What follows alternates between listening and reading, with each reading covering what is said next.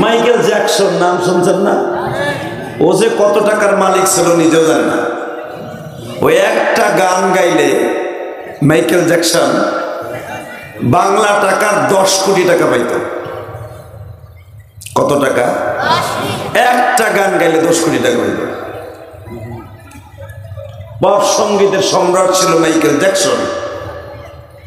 আমার কলেজ জামানায়, আমার স্কুল জামানায় তো দাম ওই ভদ্রলোক গান গাইতো, যদিও সে খ্রিস্টানের পোলা।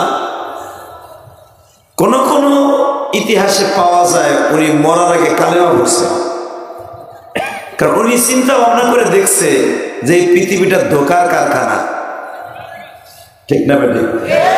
এবং পৃথিবীতে সবচেয়ে সত্য ধর্ম তার নাম মুসলমান ধর্ম। এ বুঝছে, এ গান নিজে লিখতো, নিজে সুর দিত, নিজে গানের তালে তালে নৃত্য পরিবেশন করত। এবং পৃথিবীতে ওর মতো পপ সম্রাট, পপ সঙ্গীত কেউ গাইতে পারতো না। একটা হলো গান গাওয়ার, একটা হলো গানের তালে তালে ভাব দিয়ে গান গাওয়া। এটা মাইকেল জ্যাকসন পৃথিবীতে অন্যতম ছিল। এই জন্য তাকে পৃথিবীর শ্রেষ্ঠ পপ সঙ্গীত সম্রাট বলা হইত। যার একটা গান শুনে বিল ক্লিন্টন তার বউ পাগল হইয়া আমাকে বাংলাদেশের প্রায় 100 কোটি টাকা দিছিল। বিল ক্লিন্টনের বউর একটা গান গাইছিল। আল্লাহ, শুধু একটা কথা বলতে চাই, এই জমিনের মালিককে। তো এই মাইকেল জ্যাকসন 250 বছর বাঁচবে এই নিয়ত করে ওনার পিছনে 20টা ডাক্তার রাখছিল। 20টা ডাক্তার, সকালে একজনে দেখবে, বিকেলে একজন দেখবে, একটু সর্দি কাশ হইলেও ট্রিটমেন্ট করাবে, মানে মরতে চায় না। উনি যেদিন মারা যাবে ওদিনকেও গান গাইছে। ডাক্তার চেক আপ করে বলছে আপনার কোনো রোগ নাই, ডেলি ডেলি খালি আমাকে টাকা দান কিনলে। এক একটা ডাক্তার আসলেই তো প্রায় 200 পাউন্ড 500 পাউন্ড দেওয়ার লাগে। তা আপনি আমাদের এত টাকা দেওয়ার দরকার, আপনার কোনো রোগ নাই। মাইকেল জ্যাকসন বলে আমার চোখের সামনে একটা জিনিস ঘুরঘুর করতেছে, যা দেখতেছি এটা আমি কোনোদিন দেখিনি। আল্লাহু আকবার বলেন না? ডাক্তার বলে কি দেখেন আপনি? বলে কি যে দেখি আমি নিজেও জানি না, কারে যে দেখি এরকম শ্রোতা আমার জীবনে দেখি নেই। অনেক শ্রোতাই তো আমার পিছনে ঘুরে আমার গান শোনার জন্য, আমার ভঙ্গিমা দেখার জন্য, আমার অভিনয় দেখার জন্য। এই কোয়ালিটির শ্রোতা আমি জীবনে দেখি নেই। কেমন বক্তা, আমি যেখানে যাই আমার লগে যায়, বাথরুমে যাই সেখানে যে দাঁড়ায় থাকে। ডাক্তার বলতেছে এটা আপনার শয়তান, এটা আপনার ভিতরের ওয়াসওয়াসা, কিচ্ছু না। ঠিক তখনই আমার মাবুদের কোরআনের কথা মনে পড়ে গেল, আইনামা তাকুনু ইউদরিকুমুল মাউত। বান্দা তুই কোথায় যাবি? আইনামা তাকুনু ইউদরিকুমুল মাউত। পৃথিবীর যেখানেই যাবি আমার মৃত্যু তোর পিছনে পিছনে যাবে। ওই ব্যক্তির নাম হলো মালাকুল মাউত, যার নাম হলো আজরাইল। বাবা, আজরাইল নাম কিন্তু কোরআনে নাই, তার নাম আছে মালাকুল মাউত।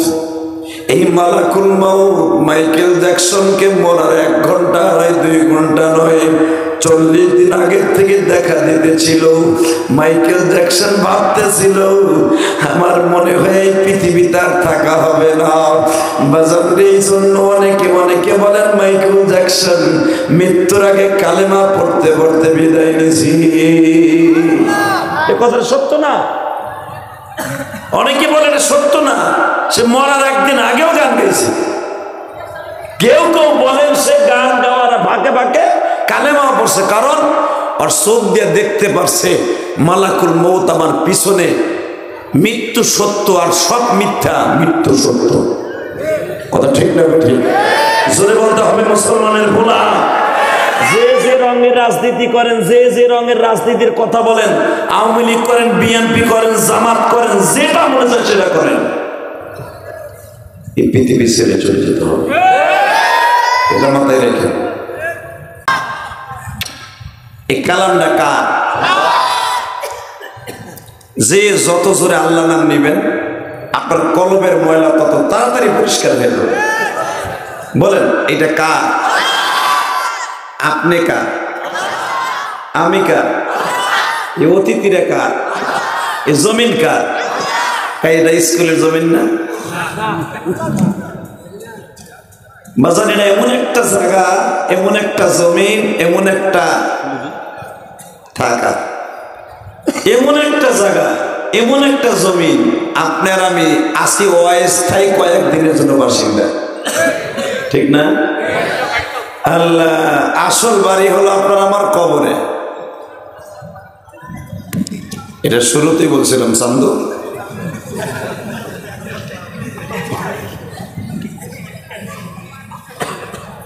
শুধু বলেন তো আল্লাহ পাক যত সময় আমাকে দিয়ে কথা বলাবেন যেন আগে আমি আমল করতে পারি, ইনশাআল্লাহ বলেন। পরবর্তীতে আপনারা আমল করবেন, নিয়ত আছে তো? সবাই নিয়ত করবেন যে আমল করার দরকার আছে। ওয়াজ বেশি শোনার চাইতে আমল বেশি করা, ওয়াজ কম শোনা, ঠিক না? তো আমি শুধু আপনাদের খেদমত আরজ করি, এই যে আমার মাথায় চুল দেখতেছেন এটা কিন্তু মক্কার থেকে কেটে আসছে। মক্কার বাতাস আমার চুলে লাগছে এবং আমি শেষ উমরা যেদিন করব কাবা ঘরের ওই স্বর্ণের দরজার সামনে দাঁড়ায় আল্লাহকে বলছিলাম, কোরআন আমার সামনে, আল্লাহ ঈদের পরের দিনের থেকেই তো আমার মাহফিল শুরু। 26শে রমজান আমি বাংলাদেশে আসছি হজ উমরা কমপ্লিট করে। আমির হামজাও আমাদের সাথে ছিল, যে আমির হামজার দাওয়াত দিলাম তাদের 21 তারিখ আসতেছে। আমির হামজা আসতেছে না, 30 তারিখ আসতেছে। পুরা রমজানটাই আমরা মক্কা মদিনায় ছিলাম একসাথে, অনেক কথাই হয়েছে, ওগুলো বলার না বলাই ভালো। শুধু একটা কথা বলি তো, কাবা ঘরকে সামনে নিয়ে দরজার সামনে দাঁড়ায় আল্লাহকে বলছিলাম, আল্লাহ যতগুলো মাহফিলে তুমি আমারে নিবা, আপনাদের এই ওয়াজটা রমজানের আগে নেয়া, আলহামদুলিল্লাহ বলেন, আপনাদের এই ওয়াজের কথা আমার মক্কায় ভাই মনে পড়ছে। আল্লাহু আকবার। এই যে কোরআন আমার হাতে, ভাইবেন না আপনাকে পাম দেওয়ার জন্য বলছি। আপনাকে এই ওয়াজের কথাটা আমার মক্কা ভাই মনে পড়ছে, কারণ এই শিডিউলটা আমার নেয়া রমজানের আগে। আলহামদুলিল্লাহ বলেন না? রমজানের অন্তত আগেই প্রোগ্রামটা নেয়া। তা আমি তো জানি কোন কোন প্রোগ্রাম আমি রমজানের পরে যেয়ে যাব।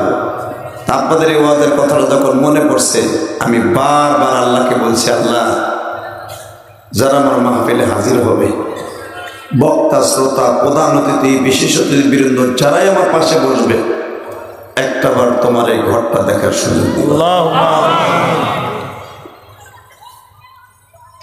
তোমার নবীর রওজাটা দেখার সুযোগ দিও।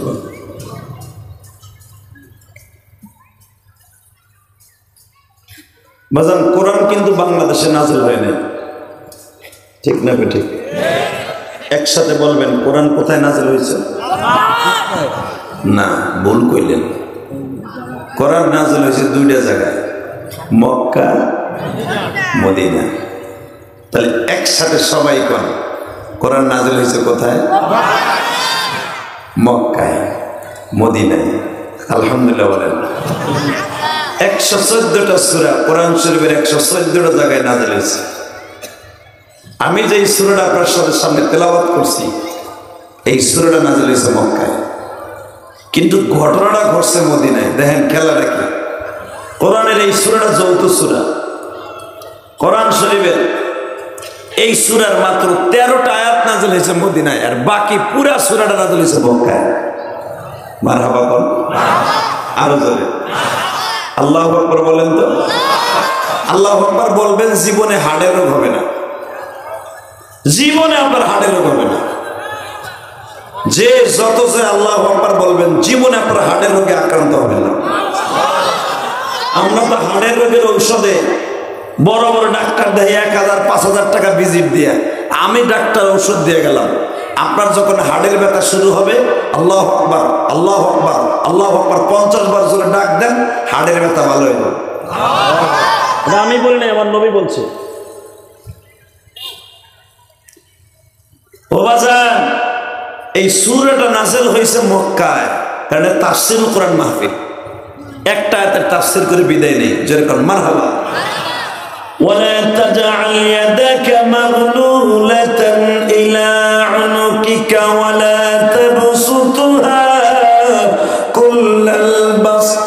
فتقعد ملوما محسورا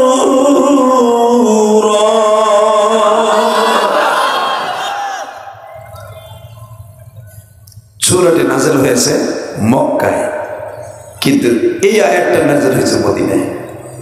মারহাবা, আরো জোরে।